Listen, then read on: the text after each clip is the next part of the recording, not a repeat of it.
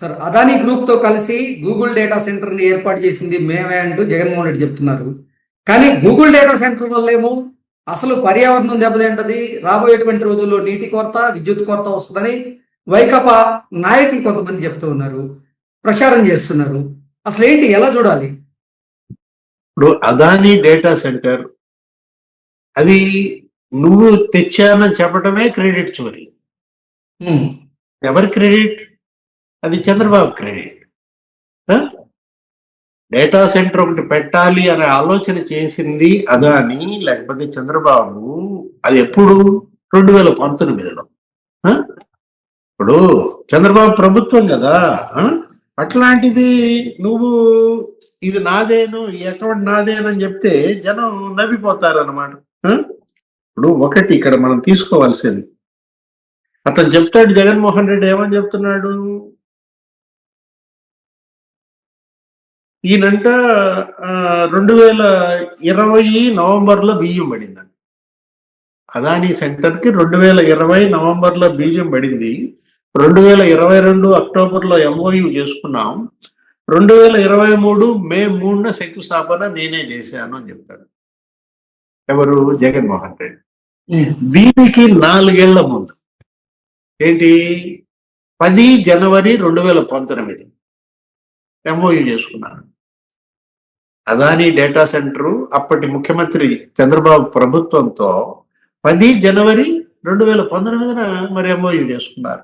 Foundation ఎప్పుడు వేశారు? 14 ఫిబ్రవరి 2019. లేవా?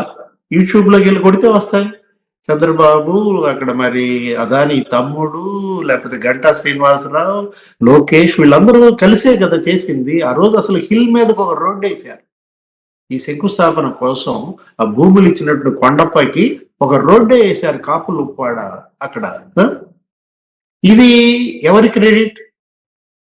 చంద్రబాబు క్రెడిట్ ని నువ్వు చోరీ చేశావు. అసలు అప్పుడు 70,000 కోట్లతో కృష్ణ, ఏది 2019లో చంద్రబాబు అదానీ పెట్టాలనుకున్న డేటా సెంటర్ 2019లో 70,000 కోట్ల పెట్టుబడులు. జగన్మోహన్ రెడ్డి ఏం చేశాడు? దాన్ని 15,000 కోట్లకు తగ్గించాడు. 4 ఏళ్లు మూల పెట్టాడు. ఇప్పుడు తనే చెప్తున్నాడు కదా, ఎప్పుడు బీజం పడింది అన్నాడు 2020 నవంబర్లో. నేను ఇత్తిన ఇత్తనమా ఏదో చెప్తాడు, ఇప్పుడు ఏదో చెట్టు అయింది అంటాడు. ఈ ఇత్తనాలు ఈ చెట్లు గోలేమో కానీ. ఇప్పుడు ఒకటి, నువ్వు బీజం వేసింది 2020లో అయితే మరి 2023 దాకా ఎందుకని శంకుస్థాపన చేయలేదు? 3 ఏళ్ళు ఎందుకు పెట్టావు? ఆయన 70,000 కోట్లతో పెట్టుబడులు పెడితే నువ్వు దాన్ని 15,000 కోట్లకి ఎందుకు తగ్గించావు? ఇప్పుడు నేను చంద్రబాబు కొన్ని ప్రశ్నలు అడుగుతున్నా అంటూ బిగిన్ చేశాడు ఇతను ప్రెస్ మీట్. వాళ్ళ జనం అడిగే ప్రశ్నలకి నీ దగ్గర సమాధానం ఉందా? ఎవరు కాపీ కొట్టింది? ఆంధ్రప్రదేశ్ లో కూటమి ప్రభుత్వమే నకిలీ మద్యం తయారు చేస్తుంది, కూటమి ప్రభుత్వమే బెల్ట్ షాపుల్ని రన్ చేస్తుంది అంటూ మద్యం కుంభకోణం గురించి కూడా జగన్మోహన్ రెడ్డి ప్రస్తావించారు. దాన్ని ఎలా చూడాలంటారు సార్? మొత్తం 3 టాపిక్స్ తీసుకున్నాడులే. ఇప్పుడు అదాని ఇదేది, ఇది అసలు గూగుల్ డేటా సెంటర్ కాదు, అదాని డేటా సెంటర్ అని తేల్చేస్తున్నాడు. ఆ మాట ఏదో అదానితో చెప్పించు. ఇప్పుడు అదాని ఎవరు? ఆయన ఏమన్నా మామూలు సాధారణమైన వ్యక్తి? ఆయన ప్రపంచంలోనే కుబేరుడు.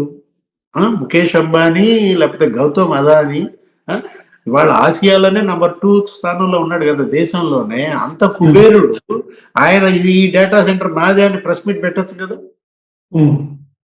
మొన్న ఏమన్నారు కన్నబాబు, ఈ బ్యాచ్ ఇది ఆ మాట ఏదో 1,88,000 ఉద్యోగాలు అనేది గూగుల్ డేటా సెంటర్ తో చెప్పించండి అన్నారు. ఇప్పుడు వీళ్ళు అడుగుతున్నారు ఈ మాట ఏదో అదానితో చెప్పించు, ఇది గూగుల్ డేటా సెంటర్ కాదు అదాని డేటా సెంటర్ అని. అతను ఏంటంటే ఫ్రస్ట్రేషన్ పీక్ వెళ్ళిపోయేది. ఏది అసలు ఊహించలేదన్నమాట ఈ విధమైనటువంటి ఇన్వెస్ట్మెంట్స్ వస్తాయని కానీ, ఇంత పెద్ద ఎత్తున విశాఖ అభివృద్ధి చెందుద్దని కానీ. టీసీఎస్, కాగ్నిజెంట్ మొత్తం ఇప్పుడు అదానీ డేటా సెంటర్, అటు భోగాపురం ఎయిర్పోర్ట్ అయిపోతుంది. మన ఎన్టీపీసీకి ఫౌండేషన్ చేశారు, అటు గ్రీన్ ఆంధ్రప్రదేశ్ లో కూటమి ప్రభుత్వం కొలువు తీరిన ఈ 15 నెలల కాలంలోనే 12 లక్షల కోట్ల రూపాయలు పెట్టుబడి రూపంలో వస్తే, విశాఖ కేంద్రంగా 6 లక్షల కోట్ల రూపాయలు ఇప్పటి వరకు పెట్టుబడులుగా వచ్చాయని, అందులో డేటా సెంటర్ కి పెట్టుబడుల రూపంలో 3 లక్షల కోట్ల రూపాయలు వచ్చాయంటూ తెలుస్తూ ఉంది. సో అది జీర్ణించుకోలేకే జగన్మోహన్ రెడ్డి ఇటువంటి వ్యాఖ్యలు చేస్తున్నారు అనుకోవచ్చు అంటారా? ఆ జీర్ణం ఆయన సంగతి ఆయన తిప్పలు ఆయన పడతాడు. ఏది ఆ కడుపు నొప్పి ఏదో పోయి అపెండిసైటిస్ అయితే ఆపరేషన్ ఏదో చేయించుకుంటాడు. అదిగా సమస్య ఇక్కడ జనం, ఇక్కడ రాష్ట్రం. ఈ రాష్ట్రాన్ని నువ్వు అభివృద్ధికి అడ్డుకుంటావేంటి? పెట్టుబడులను అడ్డుకుంటావేంటి?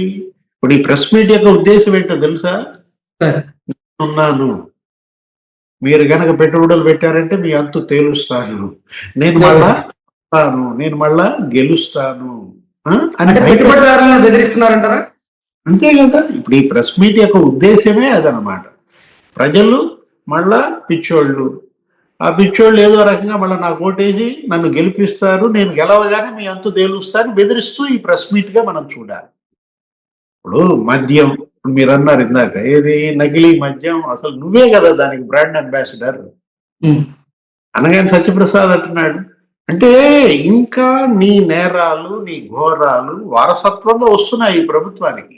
నువ్వు ఓడిపోయి సంవత్సరంన్నర అయింది కరెక్టే, కానీ నీ వారసత్వం పోలేదు ఇప్పటికీ. వీళ్ళందరూ ఎవరు? ఈ అద్దేపల్లి జనార్దన్ రావు, జగన్మోహన్ రావు, జయచంద్రారెడ్డి, ఈ బ్యాచ్ ఎవరు? వీళ్ళంతా రెడ్డిస్ గ్లోబల్ కంపెనీ నుంచి వచ్చిన వాళ్ళే కదా. వీళ్ళంతా ఆఫ్రికా బ్యాచే కదా. దానికి కూడా మాట్లాడాడు ఏమని? సరే జయచంద్రారెడ్డి మొలకల చెరువు ఆ విషయం, అది ఆఫ్రికా అనుకుందాం. అంటే ఆఫ్రికా అంటే ఈయన సొంతూరు అయినట్టుగా అవి ఆఫ్రికా మూలాలు అనుకుందాం. మరి ఈ రొత్తల రామ్ సంగతి ఏంటి? అయ్యన్న పాత్రుడితో ఫోటో ఏదో చూపించి చూసారా ఎంత స్మార్ట్గా ఉన్నారో, ఎంత నవ్వుతున్నారో అంటాడు. నువ్వేం ఫాలో అవ్వాల ప్రెస్ మీట్, నేనే ఫాలో అయినట్టున్నా. ఇప్పుడు రొత్తల రాము, అయ్యన్న పాత్రుడు ఆ ఫోటో చూపించంటే ఈయనకి స్మార్ట్గా ఉన్నారంట. అంటే ఏంటి? పిన్ బ్రేక్, అయ్యన్న పాత్రుడిని గుచ్చటం అనమాట. ఆయన రేపొద్దున ఓపెన్ అయ్యాడు అనుకో, అంతు తెలుస్తాడు. ఆయన నోరు తెలిస్తే కొట్టుకుపోతాం, లేదు ఎందుకు వచ్చిన పోవాల, అయ్యన్న పాత్రుడు ఎందుకు కెలకటం.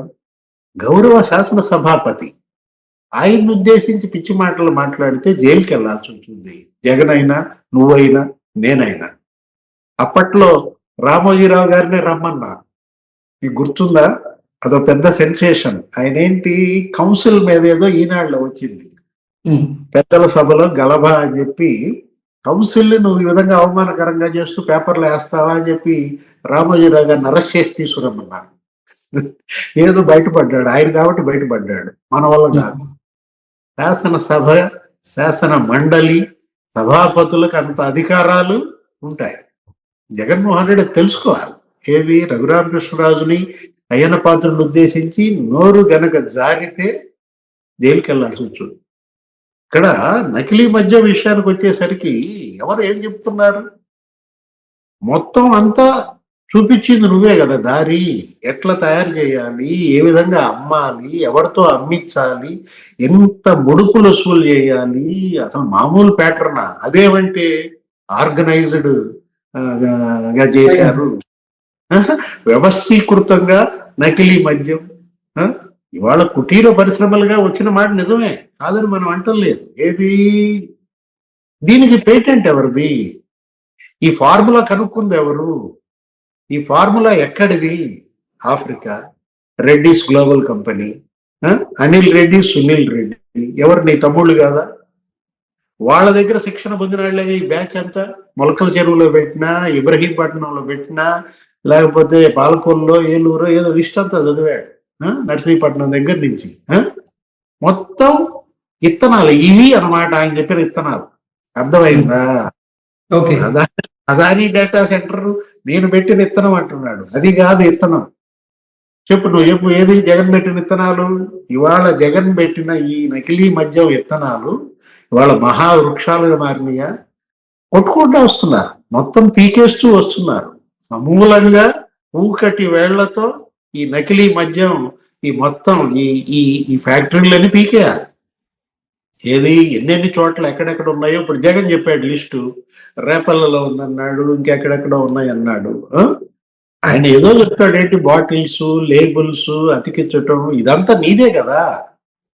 నువ్వు నేర్పిన విద్యయే నీరజాక్ష అనకూడదు మళ్ళీ ఇన్నేమనాలా, భారతాక్ష అనాలా? ఓకే. ఒకటి ఇక్కడ చూడాల్సింది చెందాల్సింది, మా వాళ్ళందరిని అరెస్ట్ చేశారు. అసలు ప్రెస్ మీట్ ఉద్దేశం ఏంటో తెలుసా? Target Rajasekhar, okay. Target CP. ఏది సిపి మీద పడ్డాడు. విజయవాడ కమిషనర్ ఆఫ్ పోలీస్ నీ పరిధిలో ఇబ్రహీంపట్నం అని ఎందుకు అంటున్నాడు? రాజశేఖర్ ఆ సిట్ కి ఆయన చైర్మన్, ఆయన వీళ్ళందరిని అరెస్ట్ చేస్తున్నారు. మామూలు చూసావా అసలు? సిపి పేరు ఎత్తుతుంటే అసలు ఆయన ఫీలింగ్స్ చూస్తుంటే రాజశేఖర్ మరి ఇంకా ఎప్పుడు ఎత్తుతాడో జగన్మోహన్ రెడ్డిని, ఎత్తడం మాత్రం ఖాయం. అందుకే పిలుస్తున్నాడా కాలింగ్ రాజశేఖర్, ఏదో రీకాల్ చేస్తా అని చెప్పి ఫోటోలు వేస్తున్నాడు. కాలింగ్ జగన్, రాజశేఖర్ కాలింగ్ జగన్మోహన్ రెడ్డిగా కనపడుతోంది. Okay sir, thank you so much. నమస్తే.